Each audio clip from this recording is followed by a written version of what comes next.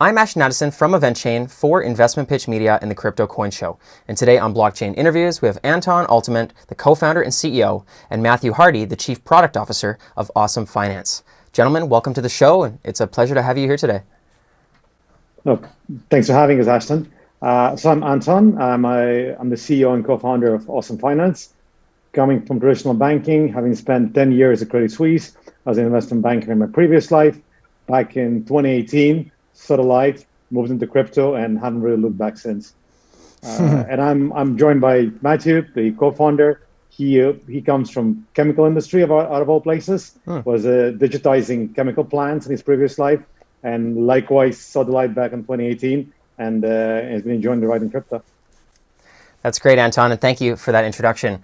Now, let's just dive right into the details. Could you start off with what are the main solutions that Osom Finance is providing to the blockchain space right now? Sure. Well, look, our app, it really has, I'd say, four key things that it does.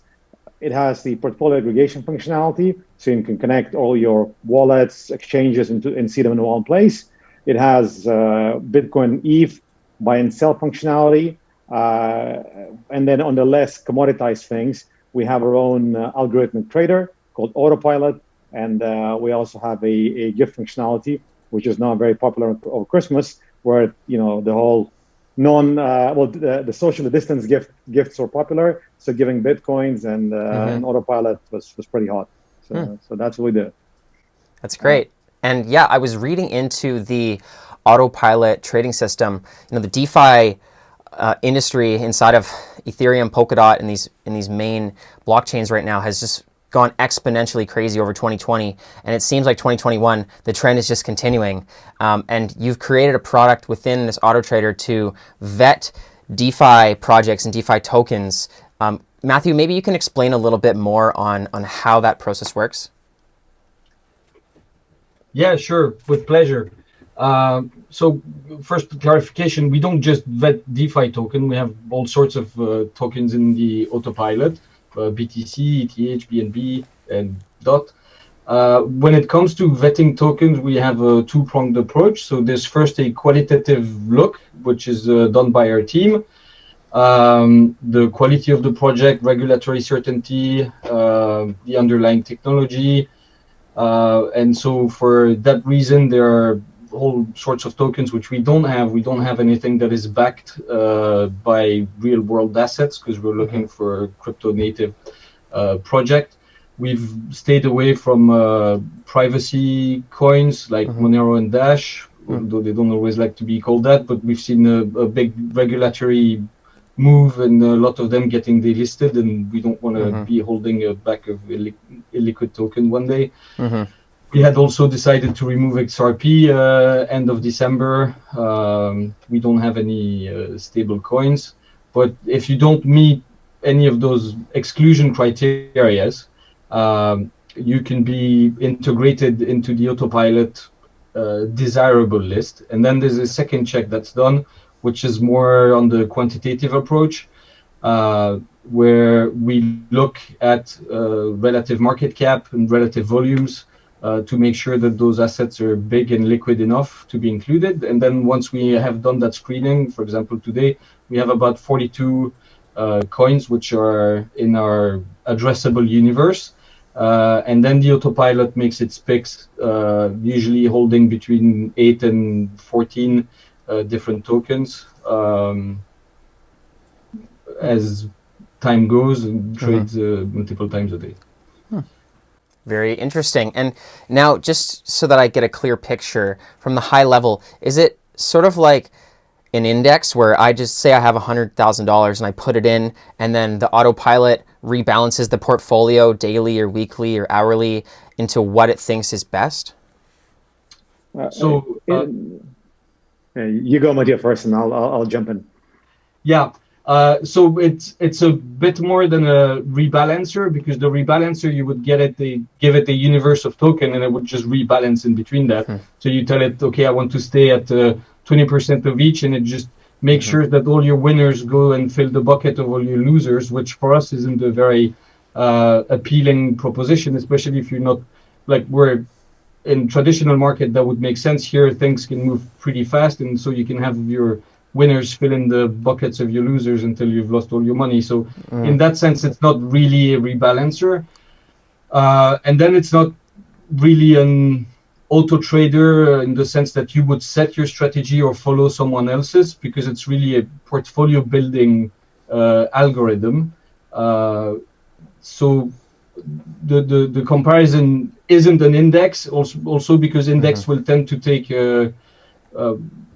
top 20 or top 50 or top 100, but might cap some of them at arbitrary or somewhat arbitrary numbers. But with us, you really have the flexibility of having big positions in relatively small tokens, as the portfolio manager, the quant portfolio manager, sees that as being good for diversification. Yeah, so I think the general point is to kind of the autopilot is to really cut the downward volatility, so to make sure to create that of your good portfolio, right, like a smooth line northeast. So that way, like, it doesn't have the same kind of up and down swings the way you'd see in a single position. But it's a bit more than just buying the market. It's kind of a smart way of buying the market. Thanks for that, both of you. And now, my next question, it might relate to this, Anton, is what is the most unique, or what's the competitive advantage of the Autopilot compared to some of these other portfolios that are just rebalancers or they're auto traders? Well, I think there are a couple of things. First is the team. So I think I really think we have a strong group of people behind it. Aside from ourselves, there are quants who come from various walks of life, PhD mathematicians. So really guys who kind of know their stuff when it comes to numbers.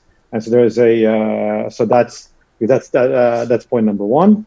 Point number two, I think there is also is the actual performance. So the Autopilot has been live since September 2019. And by the way, we started the strategy by putting our own money. And only in April 2020 did we start taking other people's money. And when you look back and you look at the track record, it beats all the competing strategies. It beats all the indices. It doesn't always beat Bitcoin, admittedly, but equally there is a price to pay for diversification. So if you carry a portfolio of assets, you inevitably will be times when you lose relative to a single asset. Definitely. Yeah, and I was going to ask about that diversification. I saw on your site that that's sort of a key standing is being diversified. But you talked about, Mathieu, how it's having an index that's completely balanced across the board may not be the best because the winners are dumping into the losers and so on, or having the ability to have small cap coins that have a lot of weighting into your portfolio. Can you just talk about your diversification strategy in terms of large caps versus small caps versus types of coins and how you see that through the auto trader? I sure can. So what the Autopilot cares about is uniquely only price data. It doesn't care if it's a DeFi token or blockchain token. It doesn't care about the substance. It's just looking to make sure that you are diversified when it comes to how correlated those assets are to one another. And that's where we can see that it's doing a great job. We have a ratio called the diversification ratio, which we abbreviate for D ratio, which expresses the weighted average volatility of the portfolio instruments as a multiple of the overall volatility. And if you look at something like Bitcoin, well, the diversification ratio is obviously 1 because you only hold one asset. And then if you look something like the top 20 that you can find on Crypto 20, the diversification ratio is 1.2 because you do hold 20 assets, but because they're the biggest ones that people trade the most, their correlation is really high. And then if you look at something like the S&P 500, which is also kind of all big companies lumped together, There you have a diversification ratio of 1.7, and for us on the Autopilot, we have a diversification ratio of 2.2. So it means that the assets you're holding with us in the Autopilot are very diversified, which is kind of what enables what Anton was talking about, the smooth curve, where when everything takes a dive, we still are holding assets which hopefully aren't. Yeah, I mean, let me give you a couple of examples. In March, when everything came down crashing, Autopilot was flat, barely budged. And then I think that shows one fast diversification. The other side of it is, and here is how it differs from just following an index or a market-weighted index, is, well, if you were in a market-weighted index, then in May, in June, your second largest holding would be Ethereum, because that's the second largest capitalization coin. Well, for us, it was a small coin called Link, which was quite unknown at the time. And then I think we all saw what happened to Chainlink over June and July. So it's a project that passed the qualitative test, and based on quantitative analysis of its trading pattern, the Autopilot recognized that it probably has more potential than ETH at the time, and so it was part of its universe. So it had the freedom to take a position at a discretion. We cap every position at 30%. So you always have at least 3 assets in your portfolio. But still, I think that sort of discretion, that kind of, that gives the Autopilot an edge versus an index strategy. It's very interesting. And yeah, Link exploded from, was it $4 or so? I think it recently hit a high of $25, and it seems like it's going to continue to go. And so now this has a lot of people interested, Anton, and I just want to go back to the requirements for a minute for people that this has really piqued their interest. Is there any requirements in terms of jurisdictions or amount that you can invest, or are there any limitations to who can get involved with Osom Finance? Well, so we really try and make it as widely available as possible. So to that end, we really lowered the entry level as much as we could. So currently it's 30 euros. So that's kind of that's the lowest amount you can put in the Autopilot, and that's fine. So you can either just transfer BTC, or you can do a bank transfer. You can do a card payment. So there are 3 different ways in which you can come in. When it comes to jurisdiction, again, the idea is to really be global, but for the minute, we cannot be in the US, unfortunately, for the regulatory reasons. But I think when you think about the big jurisdictions, I think US and mainland China, sadly, are the 2 places where we cannot be. So as long as you don't live in any of those 2 places, we'd be super happy to have you. That's good to know. And Mathieu, you'd mentioned the delisting of XRP and avoiding privacy coins. Are you constantly adding or removing coins? Like, for example, there's many DeFi projects that are starting to come up, but right now they're just startups that people are getting into, and they may be future unicorns or they may be exit scams. No one really knows. Is there a limitation on what kind of coins moving forward besides those ones you've already mentioned in terms of what can be in the Autopilot? Yes. So we do review the universe daily. So every day, for quality reasons or for market reasons, like the market cap drops or the volumes aren't good enough anymore, we add or remove the assets to the Autopilot. So, and that's kind of where we see a lot of our added value, because you were asking, if you want a smartly diversified portfolio in crypto, because the space is so active and because it's so hard to vet, if you do it yourself, it's maybe not a full-time job, but it might get close enough. Whereas if you do it with us, we take care of all that vetting for you. So we don't take tiny coins, because you still need a relatively big market cap to be able to enter the universe.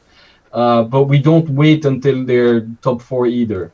So we try to strike that delicate balance between sufficient volumes and big enough market caps.